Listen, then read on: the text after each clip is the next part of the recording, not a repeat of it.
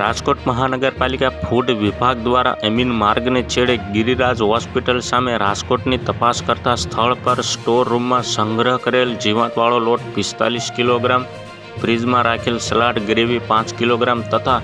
Expiry થયેલ bakery product 5 kilogram વાંચી અખાત જણાતા કુલ મળીને 55 કિલોગ્રામ જથ્થો સ્થળ પર નાશ કરવામાં આવ્યો છે।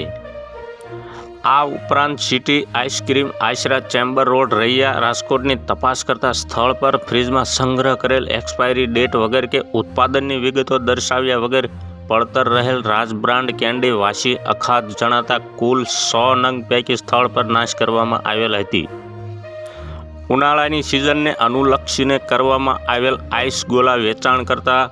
એકમોમાં ચેકિંગ ડ્રાઈવ અંગે ફૂડ વિભાગ દ્વારા બરફ ગોલામાં ઉપયોગ કરવામાં આવતી પડતર રહેલ માવાની રબડીનો કુલ 21 કિલોગ્રામ જથ્થો નાશ કરવામાં આવેલ તથા બરફ ગોલાના ફ્લેવર સિરપના કુલ 3 નમૂના લેવામાં આવ્યા છે।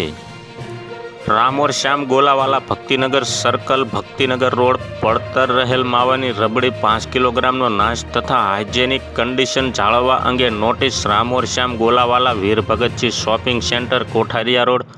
પડતર રહેલ માવાની રબડી 5 કિલોગ્રામનો નાશ તથા લાયસન્સ મેળવવા બાબતે નોટિસ આપવામાં આવી છે।